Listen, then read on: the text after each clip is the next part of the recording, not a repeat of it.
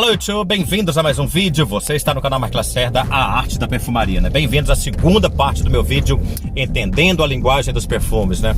Resolvi dividir esse vídeo em duas partes, esse tema, porque realmente é um tema muito vasto, né? Muito complexo, é um tema bem grande. Eu não quis fazer tudo num vídeo só, para não ficar um vídeo muito longo, né? Só por isso. Continuando de onde nós paramos, então vamos agora para linear. Né, muita gente me pergunta, Mark, o que é linear na perfumaria? O que são perfumes lineares, né? Como eu já disse no vídeo passado, normalmente, né, na grande maioria das vezes, o aroma de um perfume vai estar em constante mudança até o momento dele chegar no seu dry down, né, ou na sua secagem. Até ele chegar na secagem, o perfume já mudou de aroma algumas vezes, até ele se estabilizar na secagem. Então o aroma é linear quando o aroma do perfume não muda. Então normalmente o cheiro desse perfume, no momento que você acabou de aplicar, vai ser o mesmo cheiro depois de várias horas. Então o aroma do perfume não muda, né? Isso acontece normalmente quando o perfume não tem notas muito voláteis, né? As notas não são tão voláteis, né? Portanto, se uma nota não se evapora primeiro do que a outra, o cheiro do perfume vai continuar constante, vai continuar o mesmo. Dark. Eu uso muito essa palavra na perfumaria, né? O que é um perfume dark? Perfume dark é aquele perfume que tem notas e camadas mais pesadas, né, que às vezes são mais oleosas, são mais densas, né? Eu considero o perfume dark quando é um perfume mais pesado, quando é um perfume mais robusto, mais encorpado, né? Normalmente é um perfume difícil de usar no verão ou na primavera. Normalmente são perfumes noturnos, né? Dentro do tópico dark, a gente também tem perfumes góticos ou sombrios, né? Eu uso muito isso também nos meus vídeos, né? Esse perfume tem uma vibe gótica, né? O que seria um perfume gótico, né? São aqueles perfumes dark que realmente passam um sentimento de obscuridade, um sentimento de mistério, né? São perfumes que realmente evocam na minha mente a noite, a escuridão, né? São perfumes que seriam perfeitos como exemplo. Um perfume que seria perfeito para usar numa festa gótica na Catedral de Notre Dame, né? Um perfume mais sinistro, como por exemplo o Black Orchid, né? Que é um perfume sombrio até no nome, orquídea negra, né? Vem num frasco preto, tem notas obscuras, tem a trufa negra, o incenso, chocolate amargo, né? Orquídea negra. Noir de Noir, por exemplo, né, que é um perfume mais gótico, mais dark, tem trufa negra, tem patchouli, tem oud, né? E realmente é um perfume que traz uma vibe mais gótica, mais decadente para a fragrância. Eu espero ter conseguido passar realmente isso, porque é realmente muito difícil explicar esse sentimento obscuro e gótico na perfumaria. Fougère, ou aromático fougère, né? Muita gente me pergunta, né? Muita gente não entende o que quer dizer isso. Na verdade, fougère ou aromático fougère seria uma família aromática, né? Seria uma família olfativa, no qual os perfumes dessa família normalmente tem o quê? Tem lavanda, gerânio, vetiver, tem bergamota, normalmente tem musgo de carvalho, cumarina, né? Eu não vou me reter muito a isso, porque realmente quero fazer um vídeo dedicado apenas às famílias olfativas, né? Com certeza cabe no vídeo, mas só para você entender.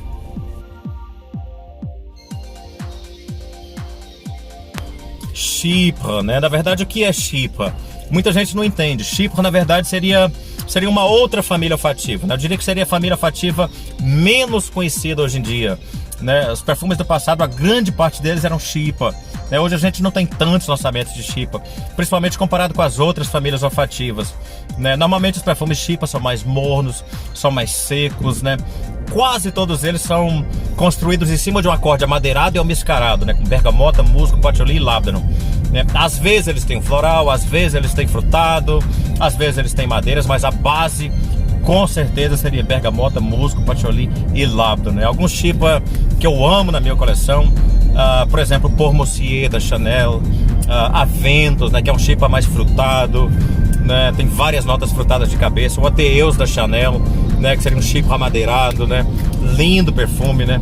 Então, Chypre são perfumes, como já deu para você perceber no exemplo, são perfumes um pouco mais difíceis de serem usados, né? Porque eles foram criados em uma outra era, em uma outra época.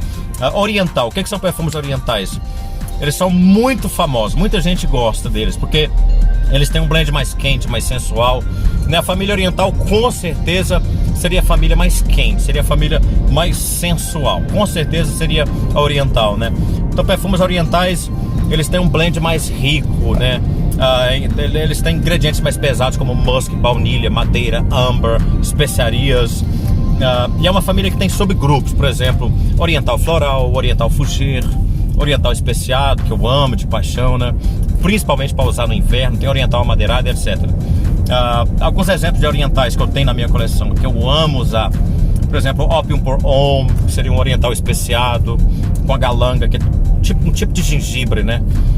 Jaipur Homme de Parfum, que é um outro oriental especiado. Tobacco Vanille, né, que por incrível que pareça é outro oriental especiado. Então já deu para você perceber, né, que eu realmente gosto muito de orientais especiados, né? Seria o meu subgrupo favorito dos orientais. Amadeirado, né? Muita gente me pergunta o que são amadeirados. É bem fácil de entender, mas nem todo mundo entende, né? Então são tipicamente perfumes dominados por notas amadeiradas e por notas terrosas também, né? Por exemplo, sândalo, cedro, patchouli, né? Então normalmente os perfumes amadeirados, eles são monos, são terrosos também. Tem notas amadeiradas, tem acordes de couro, por exemplo, né? Madeiras bem comuns na perfumaria, por exemplo, seria o cedro, sândalo, vidoeiro, juniper, pau-brasil, pinho, né? E etc. Então, perfumes amadeirados, por exemplo, Oud Wood da Tom Ford, Royal Oud da Creed, Fundy Fendi, né? São perfumes realmente bem amadeirados. Dentro ainda de amadeirados, a gente tem também lenhosos. O que são perfumes lenhosos? Quando eu falo que esse perfume tem uma vibe lenhosa, né? Eles são simplesmente aqueles perfumes amadeirados, mas secos, né? Que realmente tem um aroma que me remete à lenha, né? Que me remete à lenha mesmo. São perfumes super amadeirados. São perfumes amadeirados bem realísticos. Eles reproduzem muito bem o cheiro de uma madeira seca. Me remete muito à lenha, né? Por exemplo.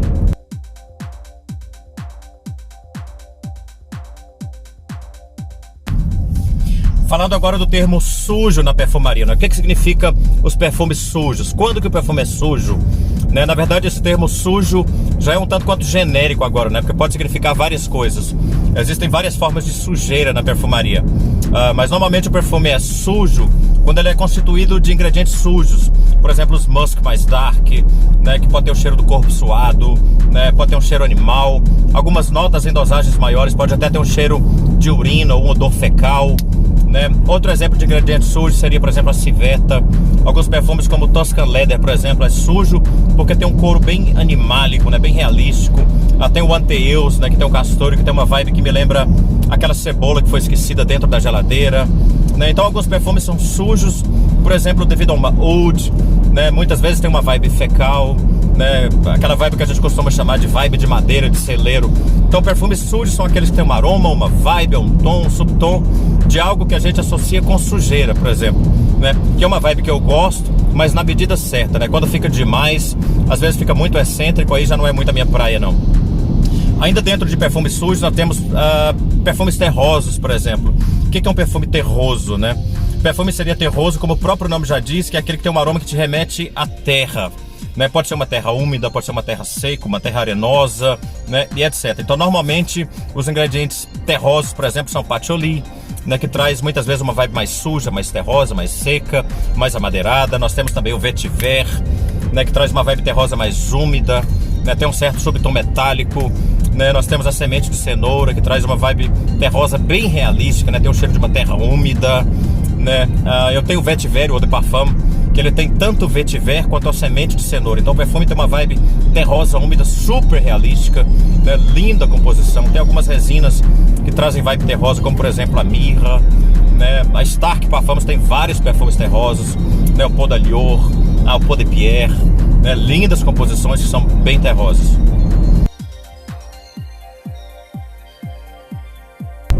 Perfumes verdes ou herbais, né? Quando eu digo que o perfume é verde ou herbal, o que eu quero dizer?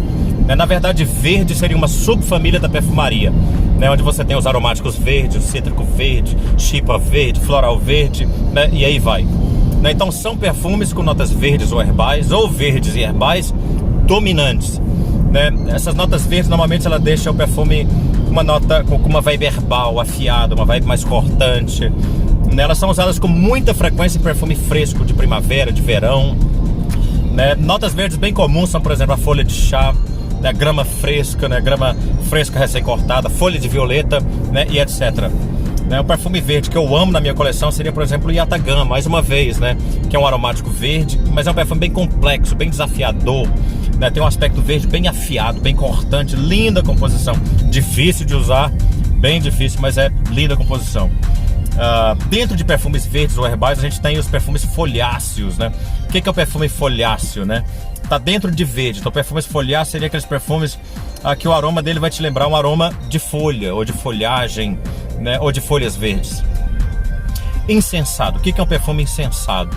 Né? Quando eu digo que uma fragrância é incensada, é porque ela tem um aroma que vai me remeter a algum tipo de incenso. Né? Muitas vezes você vê a nota incenso. Né? Isso é muito vago. Você vai no fragrante que está lá incenso, né? Aquilo ali muitas vezes está se referindo ao frankincenso. Mas como a nota de incenso, ou o incenso é um ingrediente tão vasto, né? Ele tem tantas variações. O incenso pode ser um amadeirado, pode ser resinoso, pode ser especiado, né? Você pode ter um incenso, por exemplo, que te lembra um incenso ritualístico, um incenso religioso, um incenso medieval, um incenso de igreja, né? Tem aqueles incensos mais populares, mais mainstream, que você encontra, por exemplo, no Blood Chanel, no Acqua di Gio Profumo, no novo Sauvage Parfum, né? Que são 3 incensos bem parecidos, né? O incenso desses 3 perfumes, mas são mais populares, né? Normalmente as pessoas usam, o perfumista usa para fazer um incenso mirra, lábano, poponax, né, e etc. Normalmente são resinas, mas tem um grande número de materiais, por exemplo. Mas a maioria das vezes seria o lábano, mirra e o poponax, né? Perfume que eu amo na minha coleção incensado, Mono Merudis, The Square Potion, né, que são lindas composições bem incensadas e que eu amo na minha coleção. Metrosexual. O que é metrosexual? Quando eu digo que o perfume é metrosexual, eu quero dizer que ele é um perfume delicado, que ele é um perfume que pode ser um perfume masculino, mas que pode tranquilamente ser usado por uma mulher, que ela não vai exalar aquele aroma tipicamente masculino, né? Se a gente voltar na década de 70, na década de 80, de 90, naquela época os perfumes eram pungentes, eles eram super masculinos, né? Enquanto que a grande maioria dos perfumes masculinos modernos são metrosexuais, são mais delicados, né? A maioria desses perfumes, né? Se eles fossem lançados, por exemplo, na década de 70, 80 e 90, com certeza eles seriam lançados como perfumes femininos, né? Perfumes metrosexuais, por exemplo, Dior Homme Intense, Valentino Homme Intense, né? O novo Givenchy Gentleman, Prada L'Homme, né? E a lista vai, são muitos, mas são muitos mesmo.